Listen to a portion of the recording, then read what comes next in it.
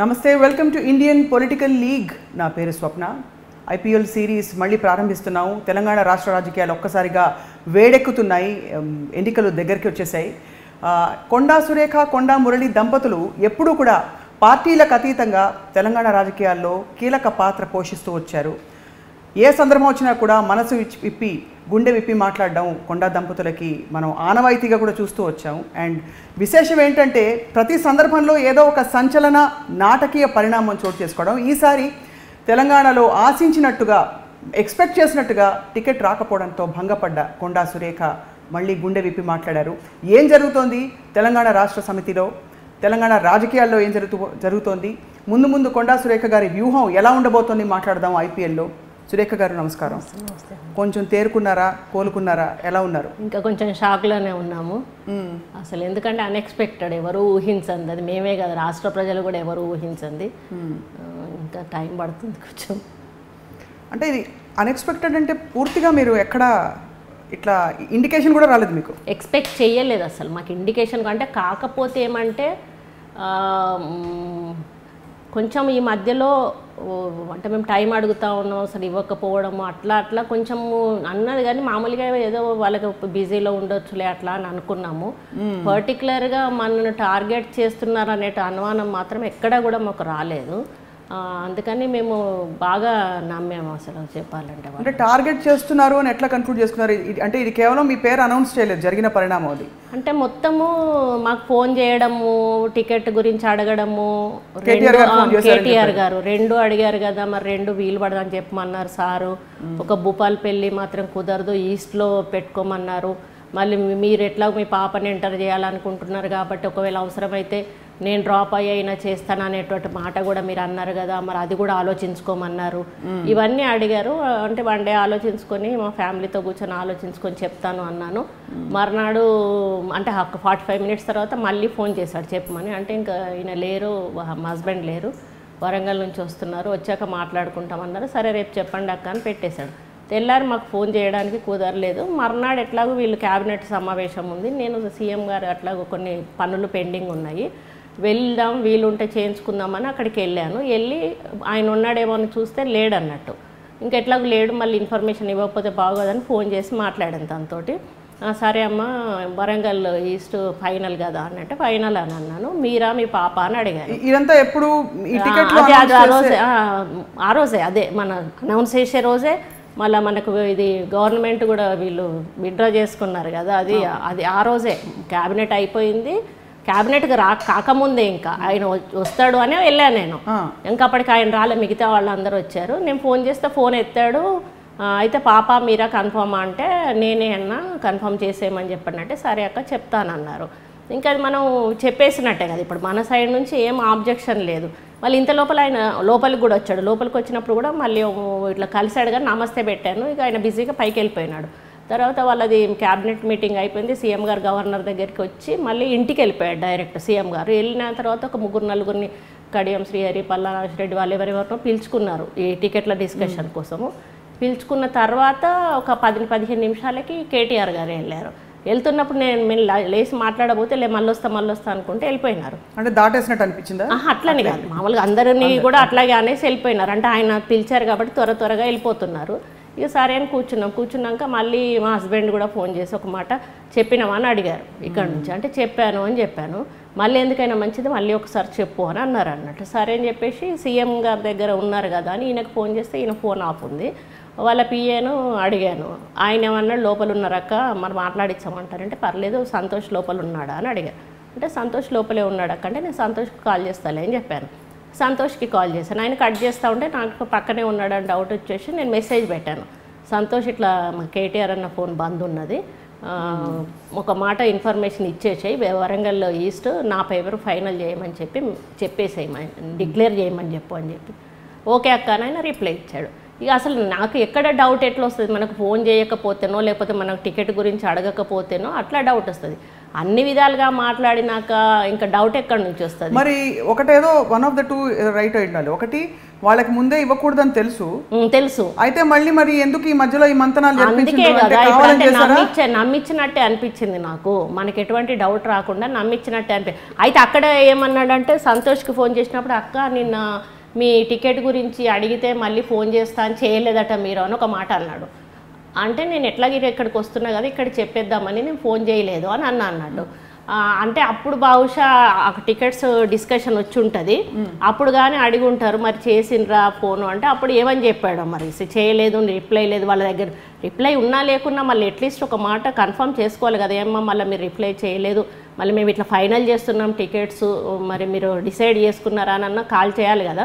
మళ్ళీ వాళ్ళ దగ్గర నుంచి కాల్ రాలేదు. కానీ నేను డైరెక్ట్గానైతే డిక్లేర్ చేసే రోజు చెప్పినప్పుడు అప్పటికైనా కూడా అవకాశం అయితే ఉంది కదా, అప్పటికి ఇంకా అనౌన్స్ కూడా చేయలే టికెట్. అదొకటి ఇప్పుడు నిజంగా మీకు టికెట్ ఇవ్వాలనే ఆలోచన ఉంటే ఒకటి అంటే మీరు ఒక్క ఫోన్ చేయలేదని చెప్పి ఊరికే అసలు వాళ్ళు కూడా ఫోన్ చెయ్యరు కదా నాకు ఇచ్చే అవకాశం లేనప్పుడు. ఇవన్నీ ఎంక్వైరీలు చేయడము, ఇవన్నీ అడగడము, ఎక్స్ప్లెనేషన్స్ అడగడము, ఇవన్నీ కూడా చేయాల్సిన అవసరం లేదు కదా వాళ్ళకంటే. నన్ను ఇస్తున్నాము అనేటువంటి ఒక మభ్యపెట్టేటువంటి కార్యక్రమమే జరిగింది.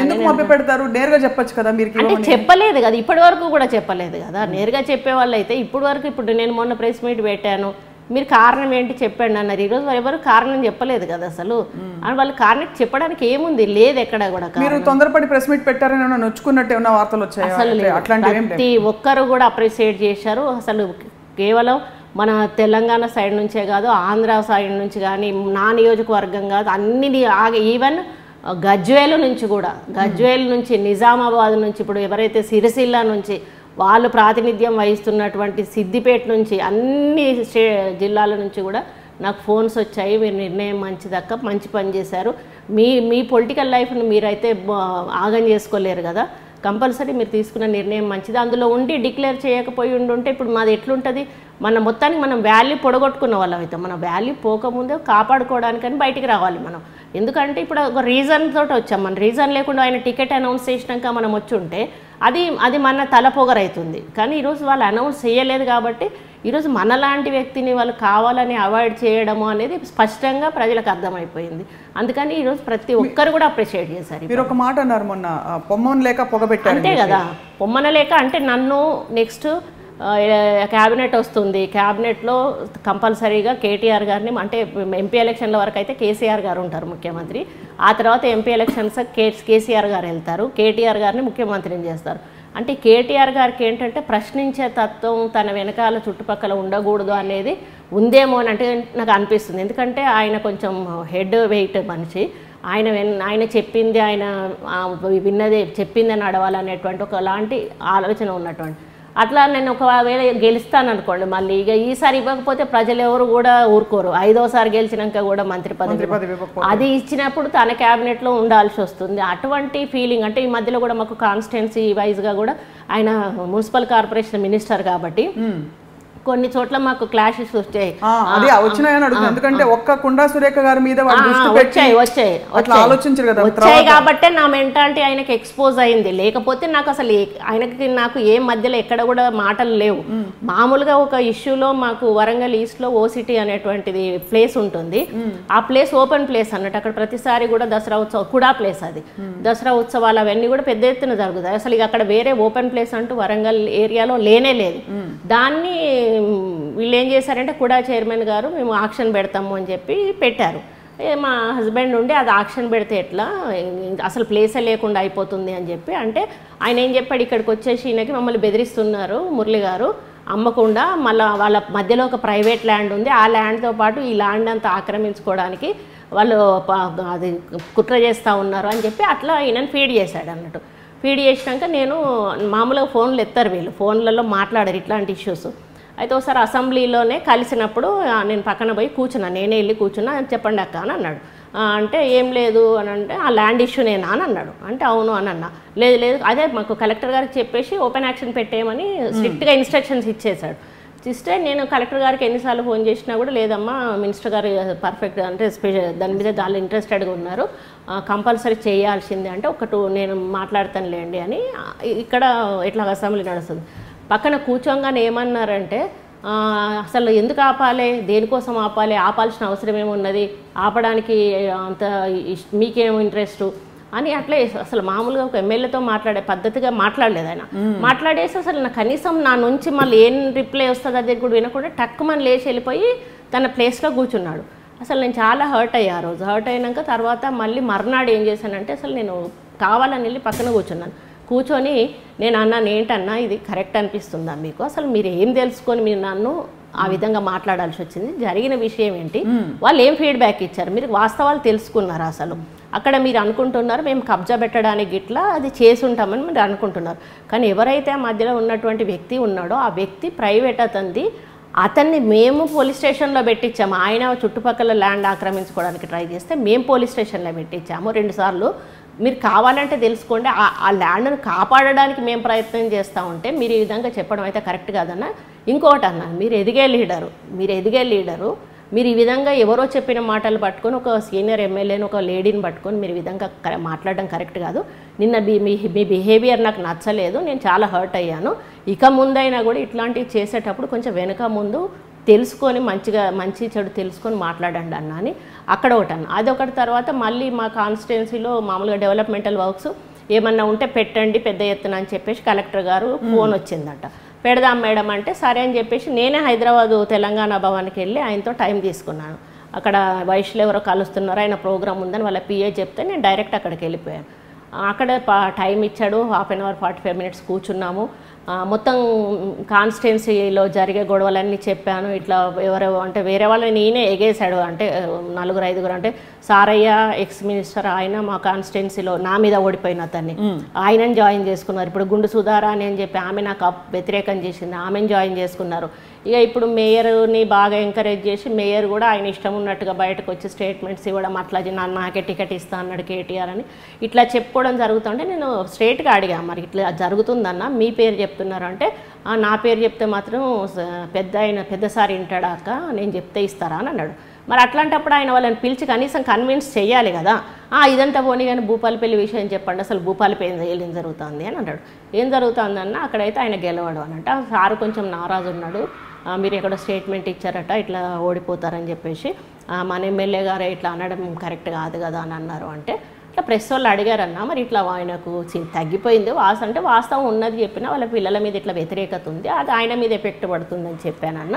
అంటే ఇంకా ముందు వెళ్ళకండి అట్లా అంటే సరే మంచిది నాదేముంది అక్క అన్న, కాకపోతే మా క్యాడర్ని అక్కడ ఇబ్బంది పెడుతున్నారు, మా క్యాడర్ని కేసులు పెట్టిస్తున్నారు, కొట్టుతున్నారు. అంటే స్థానికంగా జరగబోయే ఎన్నికల్లో ఓడిపోతారని చెప్పారు మీరు? అదే లేదు, అంటే ఆయనే ఎమ్మెల్యే సీట్లోనే ఆయన గెలవడం కష్టం అనేటువంటి మాట ప్రెస్ వాళ్ళు అడిగితే చెప్పాను నేను. అది నచ్చలేదు, చెప్పకూడదు కదా అని అన్నారు సీఎం గారు అని అన్నట్టు.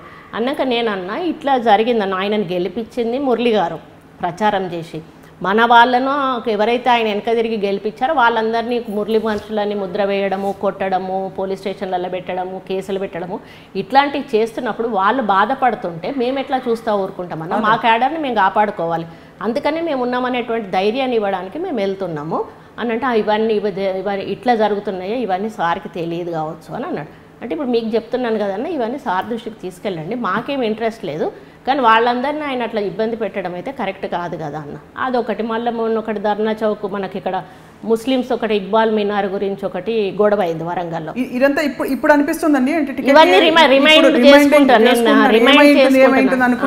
అంటే ఆయన కారణాలు ఏంటి అంటే ఇవన్నీ కూడా మనసులో పడుంటాయేమో అని నాకు అనిపిస్తుంది.